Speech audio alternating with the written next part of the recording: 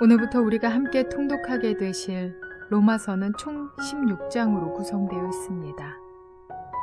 바울은 2년 동안 머물며 제자들을 가르치고 고린도 전후서를 썼던 에베소를 떠나서 마케도냐 지방을 다녀가며 제자들을 만나 여러 가지 이야기를 해줍니다. 그 일이 끝난 후 고린도에 도착하여 그곳에서 석 달 동안 머무릅니다. 바울은 아마 고린도 교인들을 만나 대화하며 기쁨의 시간들을 보냈을 것입니다.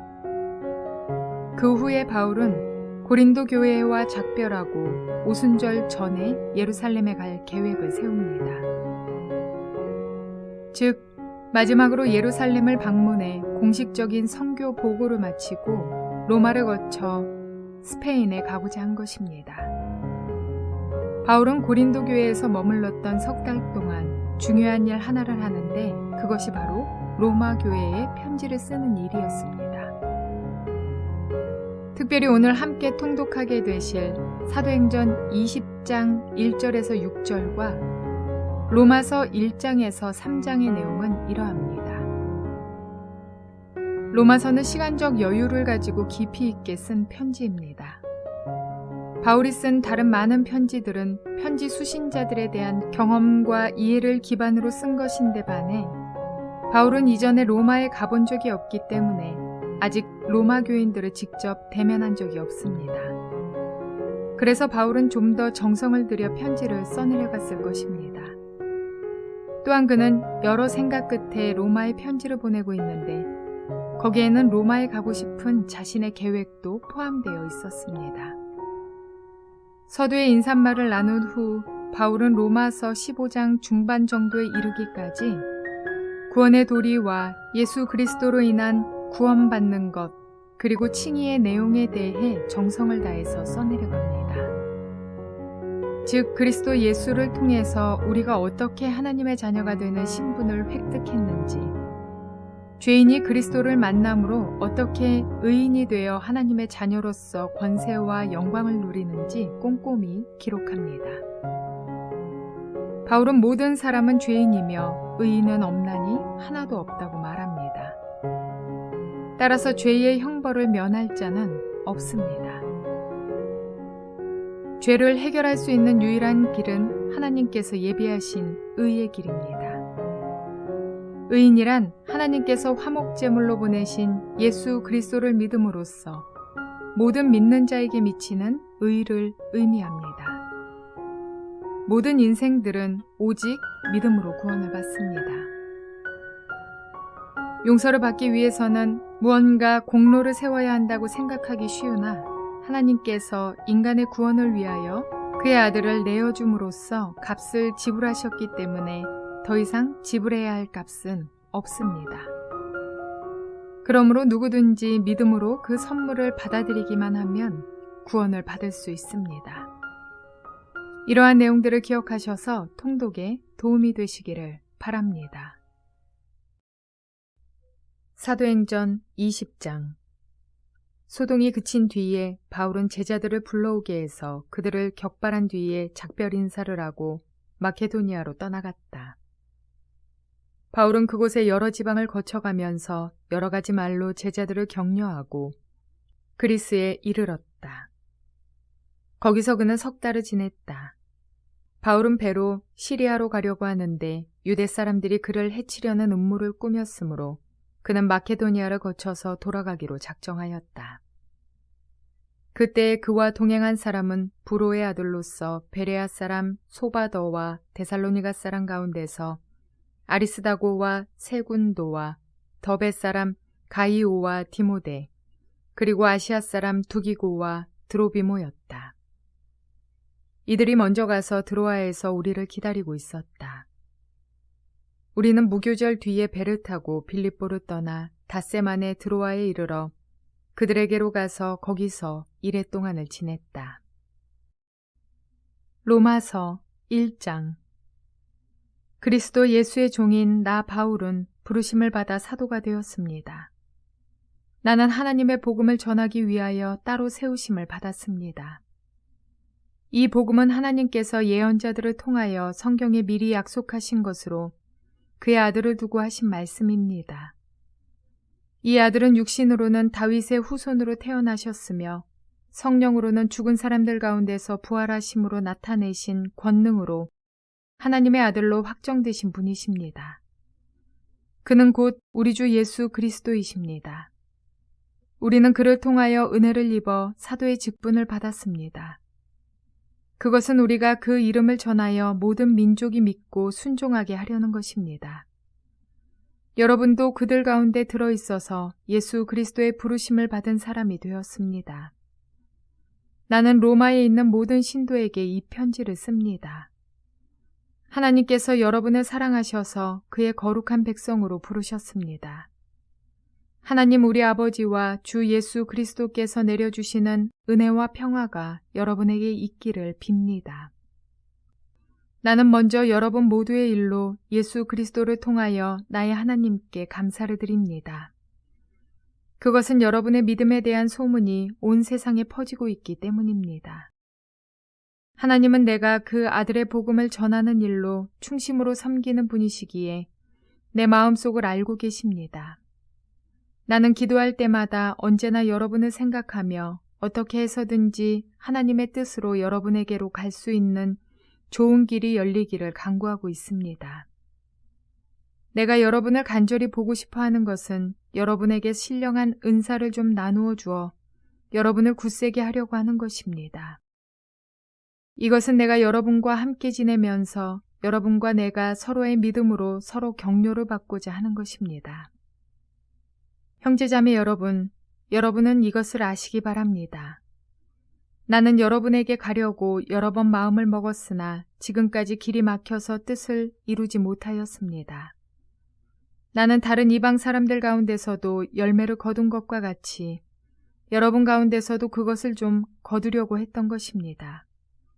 나는 그리스 사람에게나 미개한 사람에게나 지혜가 있는 사람에게나 어리석은 사람에게나 다 빚을 진 사람입니다. 그러므로 나의 간절한 소원은 로마에 있는 여러분에게도 복음을 전하는 일입니다. 나는 복음을 부끄러워하지 않습니다. 이 복음은 유대 사람을 비롯하여 그리스 사람에게 이르기까지 모든 믿는 사람을 구원하는 하나님의 능력입니다. 하나님의 의가 복음 속에 나타납니다. 이 일은 오로지 믿음에 근거하여 일어납니다. 이것은 성경에 기록한 바 의인은 믿음으로 살 것이다 한 것과 같습니다. 하나님의 진노가 불의한 행동으로 진리를 가로막는 사람의 온갖 불경건함과 불의함을 겨냥하여 하늘로부터 나타납니다. 하나님을 알만한 일이 사람에게 환히 드러나 있습니다. 하나님께서 그것을 환히 드러내 주셨습니다. 이 세상 창조 때부터 하나님의 보이지 않는 속성, 곧 그분의 영원하신 능력과 신성은 사람이 그 지으신 만물을 보고서 깨닫게 되어 있습니다.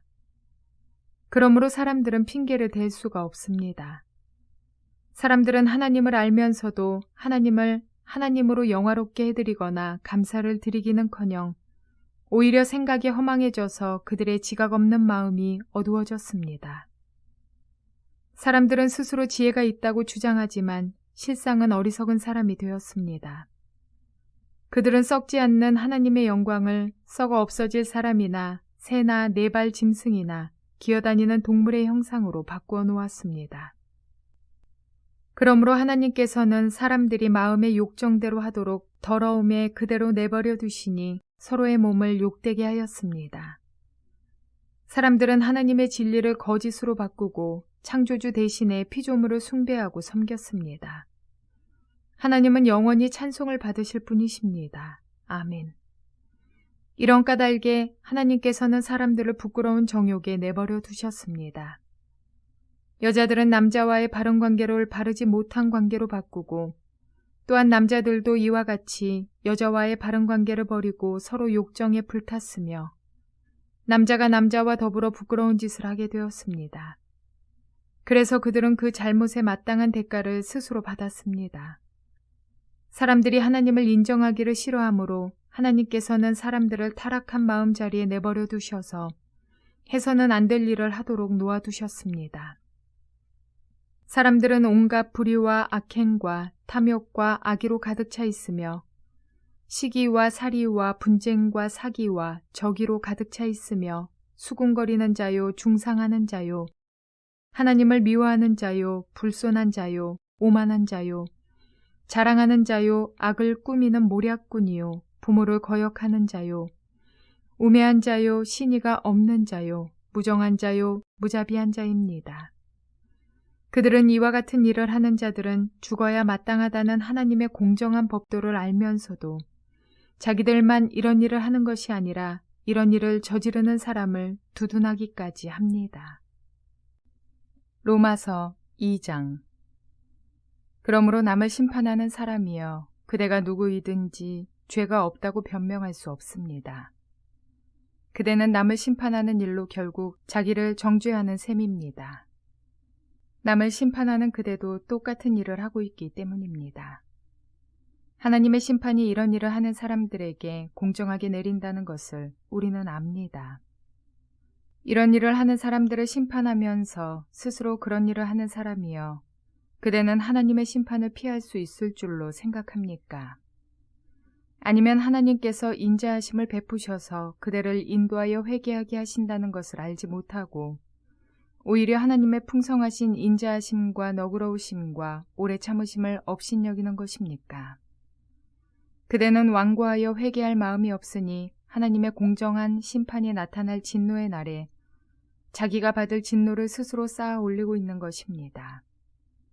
하나님께서는 각 사람에게 그가 한 대로 갚아주실 것입니다. 참으면서 선한 일을 하여 영광과 존귀와 불멸의 것을 구하는 사람에게는 영원한 생명을 주시고, 이기심에 사로잡혀서 진리를 거스르고 불의를 따르는 사람에게는 진노와 분노를 쏟으실 것입니다. 악한 일을 하는 모든 사람에게는 먼저 유대 사람을 비롯하여 그리스 사람에게 이르기까지 환난과 고통을 주실 것이요, 선한 일을 하는 모든 사람에게는 먼저 유대 사람을 비롯하여 그리스 사람에게 이르기까지 영광과 존귀와 평강을 내리실 것입니다. 하나님께서는 사람을 차별함이 없이 대하시기 때문입니다. 율법을 모르고 범죄한 사람은 율법과 상관없이 망할 것이요, 율법을 알고 범죄한 사람은 율법을 따라 심판을 받을 것입니다. 하나님 앞에서는 율법을 듣는 사람이 의로운 사람이 아닙니다. 오직 율법을 실천하는 사람이라야 의롭게 될 것이기 때문입니다. 율법을 가지지 않은 이방 사람이 사람의 본성을 따라 율법이 명하는 바를 행하면 그들은 율법을 가지고 있지 않아도 자기 자신이 자기에게 율법입니다. 그런 사람은 율법이 요구하는 일이 자기의 마음에 적혀 있음을 드러내 보입니다. 그들의 양심도 이 사실을 증언합니다. 그들의 생각들이 서로 고발하기도 하고 변호하기도 합니다. 이런 일은 내가 전하는 복음대로 하나님께서 그리스도를 내세우셔서 사람들이 감추고 있는 비밀들을 심판하실 그날에 드러날 것입니다. 그런데 그대가 유대 사람이라고 자처한다고 합시다. 그래서 그대는 율법을 의지하며 하나님을 자랑하며 율법의 가르침을 받아서 하나님의 뜻을 알고 가장 선한 일을 분간할 줄 알며 눈먼 사람의 길잡이요 어둠 속에 있는 사람의 빛이라고 생각하며 지식과 진리가 율법의 구체화된 모습으로 들어있다고 하면서 스스로 어리석은 사람의 스승이요 어린아이의 교사로 확신한다고 합시다. 그렇다면 그대는 남은 가르치면서도 왜 자기 자신은 가르치지 않습니까? 도둑질을 하지 말라고 설교하면서도 왜 도둑질을 합니까?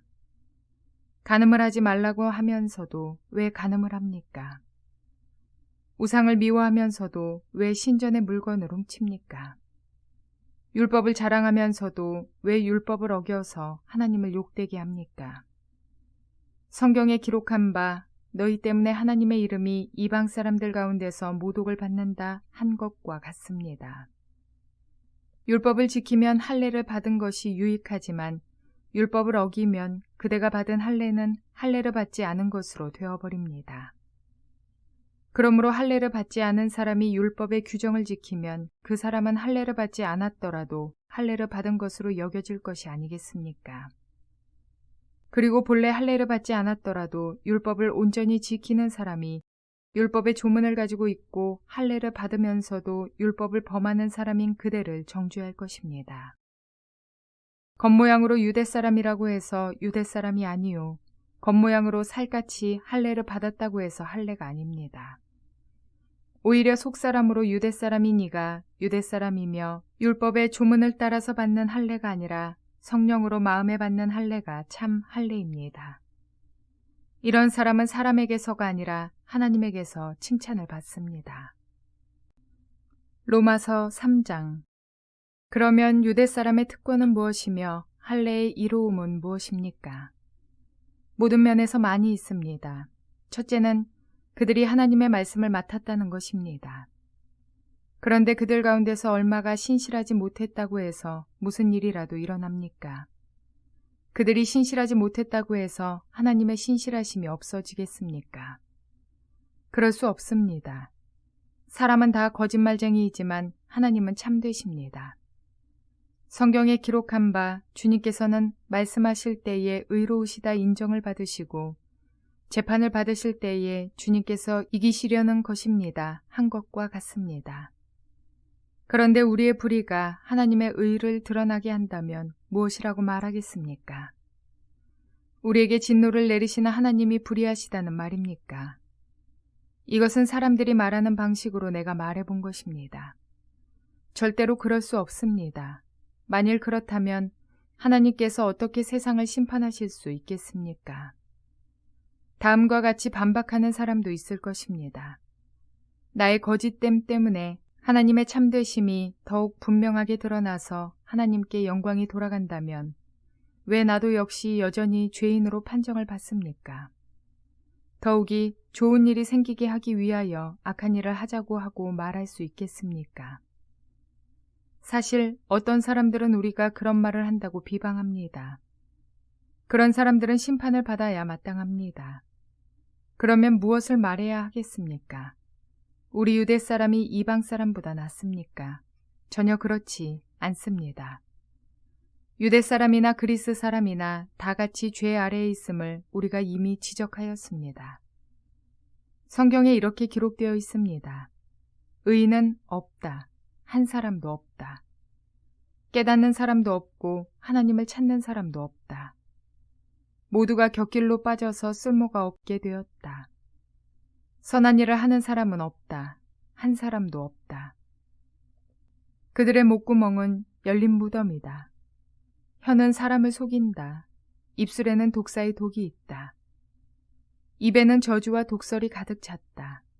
발은 피를 흘리는 일에 빠르며 그들이 가는 길에는 파멸과 비참함이 있다. 그들은 평화의 길을 알지 못한다. 그들의 눈에는 하나님을 두려워하는 빛이 없다. 율법에 있는 모든 말씀이 율법 아래 사는 사람에게 말한 것임을 우리는 압니다. 그것은 모든 입을 막고 온 세상을 하나님 앞에서 유죄로 드러내려는 것입니다. 그러므로 율법의 행위로는 하나님 앞에서 의롭다고 인정받을 사람이 아무도 없습니다. 율법으로는 죄를 인식할 뿐입니다. 그러나 이제는 율법과는 상관없이 하나님의 의가 나타났습니다. 그것은 율법과 예언자들이 증언한 것입니다. 그런데 하나님의 의는 예수 그리스도를 믿는 믿음을 통하여 오는 것인데 모든 믿는 사람에게 미칩니다. 거기에는 아무 차별이 없습니다. 모든 사람이 죄를 범하였습니다. 그래서 사람은 하나님의 영광에 못 미치는 처지에 놓여 있습니다. 그러나 사람은 그리스도 예수 안에서 얻는 구원으로 말미암아 하나님의 은혜로 값없이 의롭다는 선고를 받습니다. 하나님께서는 이 예수를 속죄제물로 내주셨습니다. 그것은 그의 피를 믿을 때에 유효합니다. 하나님께서 이렇게 하신 것은 사람들이 이제까지 지은 죄를 너그럽게 보아주심으로써 자기의 의를 나타내시려는 것이었습니다. 하나님께서 오래 참으시다가 지금 이때에 자기의 의로우심을 나타내신 것은 하나님은 의로우신 분이시라는 것과 예수를 믿는 사람은 누구나 의롭다고 하신다는 것을 보여주시려는 것입니다. 그렇다면 사람이 자랑할 것이 어디에 있습니까? 전혀 없습니다. 무슨 법으로 의롭게 됩니까? 행위의 법으로 됩니까? 아닙니다. 믿음의 법으로 됩니다. 사람이 율법의 행위와는 상관없이 믿음으로 의롭다고 인정을 받는다고 우리는 생각합니다. 하나님은 유대 사람만의 하나님이십니까? 이방 사람의 하나님도 되시지 않습니까? 그렇습니다. 이방 사람의 하나님도 되십니다.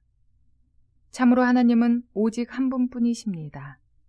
그러므로 하나님께서는 할례를 받은 사람도 믿음을 보시고 의롭다고 하시고 할례를 받지 않은 사람도 믿음을 보시고 의롭다고 하십니다. 그러면 믿음으로 말미암아 우리가 율법을 폐합니까? 그럴 수 없습니다. 도리어 율법을 굳게 세웁니다.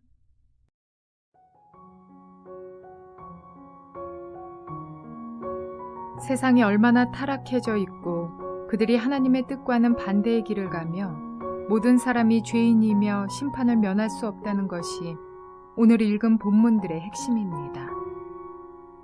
바벨탑을 쌓아 우리의 이름을 세상에 알리고자 했던 그때의 사람들이 자신들의 계획이 지혜롭다 생각했던 것처럼 오늘날도 여전히 하나님보다 우리의 이름을 높이는 것에 힘쓰며 스스로 지혜 있게 되었다 착각합니다. 과학과 의학이 발전할수록 하나님은 제쳐두고 인간의 지혜와 기술을 극찬하며 썩어질 것들의 형상을 다른 우상으로 바꾸고 피조물인 인간을 조물주보다 더 경배하며 높이기도 합니다. 과학, 물리학, 양자역학 등 세상 지식을 통해 성경과는 상반되는 길을 걸으며 하나님의 진리를 거짓 것으로 바꾸면서도 그것이 지혜인 것처럼 확신합니다. 물론 그들의 주장으로는 우리의 믿음처럼 더 어리석어 보이는 것도 없을 것입니다. 왜냐하면 그들의 생각은 허망하여 미련한 마음이 어두워졌기 때문에 진리를 볼 수 없어 그렇습니다. 세상 학문이 무조건 헛되다고 말하려는 것은 아닙니다. 지식의 발전과 기술의 발달은 인간의 삶을 더욱 윤택하게 하기도 합니다. 그러나 그 가운데 진리에서 벗어나 하나님의 말씀을 헛되이 판단하고 주님을 영화롭게 할 수 없는 것들이 존재하며 우리의 영안을 가리우기에 우리는 세상 학문을 배우면서도 하나님의 말씀과 대조하며 어긋나는 것들을 발견하는 영안을 떠야겠습니다. 그러므로 예수의 이름이 세상 그 무엇과도 바꿀 수 없는 보물이라는 것을 확신한 바울과 같이 자신이 그 귀한 복음의 빚진 자라고 고백했던 것과 같이 우리도 진리를 바로 알아 복음의 빚진 자로서 그리스도의 종으로서의 삶을 살아내시는 저와 여러분 모두가 되시기를 주님의 이름으로 축원을 드립니다.